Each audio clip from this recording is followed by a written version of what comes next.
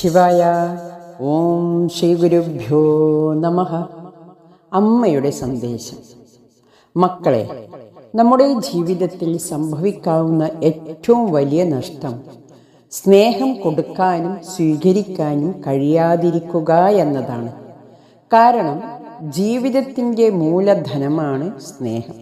അത് നഷ്ടമായി പോയാൽ നമ്മൾ പൂർണ്ണമായും പാപ്പരായി പോകും.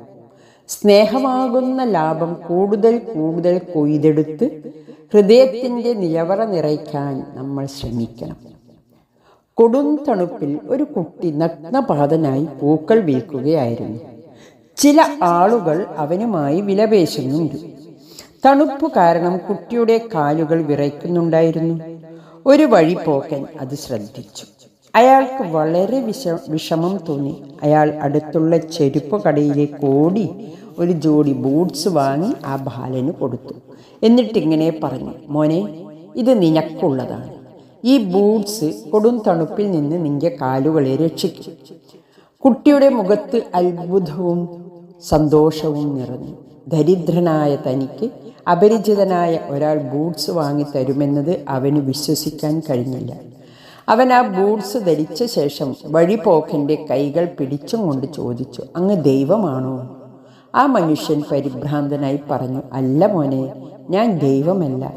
അപ്പോൾ ആ കുട്ടി പറഞ്ഞു, അപ്പോൾ തീർച്ചയായും അങ്ങ് ദൈവത്തിൻ്റെ ഒരു സുഹൃത്തായിരിക്കും. ഇതു കേട്ട യാത്രക്കാരൻ്റെ കണ്ണുകൾ നിറഞ്ഞു. അദ്ദേഹം ഒന്നും മിണ്ടാതെ പുഞ്ചിരിച്ചും കൊണ്ട് അവിടെ നിന്ന് പോയി. പക്ഷെ ദൈവത്തിൻ്റെ ഒരു സുഹൃത്താകുന്നത് അത്ര പ്രയാസമുള്ള കാര്യമല്ലെന്ന് അന്ന് ആദ്യമായി അദ്ദേഹത്തിന് മനസ്സിലായി. സ്നേഹമാകുന്ന പാസ്പോർട്ട് കൂടാതെ മുക്തിയാകുന്ന വിസ കിട്ടില്ല. ലോകത്തിൽ നിന്ന് നമ്മൾ എന്ത് ഇച്ഛിക്കുന്നുവോ അത് ലോകത്തിന് കൊടുക്കാനും നമ്മൾ തയ്യാറാകണം. നമ്മൾ മറ്റുള്ള എല്ലാവരിൽ നിന്ന് സ്നേഹവും സന്തോഷവുമാണ് കൊതിക്കുന്നത്. അതുകൊണ്ട് തന്നെ എല്ലാവരെയും സ്നേഹിക്കുന്ന ഒരു മനസ്സ് നമ്മൾ വളർത്തിയെടുക്കണം. നമ്മിൽ നിന്ന് ആർക്കും ഒരിക്കലും ഒരു ദുഃഖവും ഉണ്ടാകാൻ പാടില്ല. നമുക്ക് പ്രവൃത്തിയാണ് ആവശ്യം. ലോകത്ത് ഇന്ന് ഏറ്റവും അധികം ക്ഷാമം അനുഭവപ്പെടുന്നത് സ്നേഹത്തിനാണ്. എന്നാൽ നമ്മുടെ ഉള്ളിൽ ധാരാളമായി ഉള്ളതും അതുതന്നെയാണ്. ദുഃഖിതർക്ക് ആശ്വാസമേകുവാൻ നമുക്ക് വലിയ പദവിയോ സമ്പത്തോ ഒന്നും വേണമെന്നില്ല. സ്നേഹത്തോടെയുള്ള ഒരു വാക്ക്, കാരുണ്യത്തോടെയുള്ള ഒരു നോട്ടം, ഒരു ചെറിയ സഹായം, അത്രയും മതിയാകും നമ്മുടെയും അവരുടെയും ജീവിതം പ്രകാശപൂർണമാക്കുവാൻ. എന്തു നേടാൻ കഴിഞ്ഞു എന്നതല്ല, എന്തു കൊടുക്കാൻ കഴിഞ്ഞു എന്നതാണ് ജീവിതത്തിൻ്റെ മൂല്യം നിശ്ചയിക്കുന്നത്. ഒരു ജീവനെങ്കിലും ഒരു നിമിഷത്തേക്കെങ്കിലും സന്തോഷം പകരാൻ നമുക്ക് കഴിഞ്ഞാൽ അത്ര കണ്ട് നമ്മുടെ ജീവിതം ധന്യമായി. സ്നേഹം എന്നത് ആത്മാവിൻ്റെ ഭാവമാണ്. സകല ജീവരാശിയെയും ഒറ്റ കണ്ണിയിൽ കോർത്തിണക്കുന്ന തത്വമാണ്.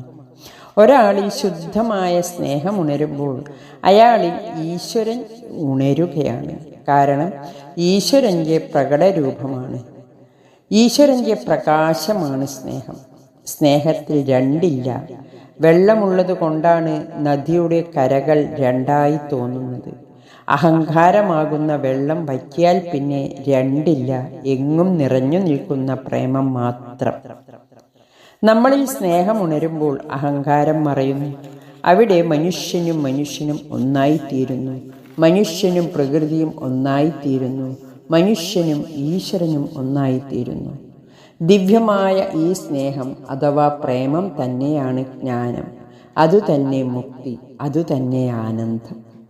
പ്രേമത്തിൻ്റെ പ്രകാശം ഉള്ളിൽ നിറഞ്ഞു കവിഞ്ഞൊഴുകുമ്പോൾ നാം എല്ലാറ്റിലും ഈശ്വരനെ ദർശിക്കുന്നു, നമ്മെ തന്നെ ദർശിക്കുന്നു. അതാണ് ജീവിതത്തിൻ്റെ പൂർണ്ണത. സ്നേഹം എല്ലാം കൊടുക്കുന്നു. കിട്ടുന്നതിനെക്കുറിച്ച് ചിന്തിക്കുന്നതേയില്ല. എല്ലാം സഹിക്കുന്നു. ഒരിക്കലും പരാതിപ്പെടുന്നില്ല. അത് എല്ലാ ഭയത്തെയും ഇല്ലാതാക്കുന്നു. എല്ലാ വൈരൂപ്യത്തെയും സൗന്ദര്യമാക്കി തീർക്കുന്നു. കാരണം സ്നേഹം എന്നത് അഭയമാണ്, ജീവിതത്തിൻ്റെ സൗന്ദര്യമാണ്. സ്നേഹം ജീവിതത്തിൻ്റെ വസന്തമാണ്. സ്നേഹമാണ് ജീവിതത്തിന് എന്നും പുതുമ നൽകുന്നത്. ഹരി ഓം നമഃ ശിവായ.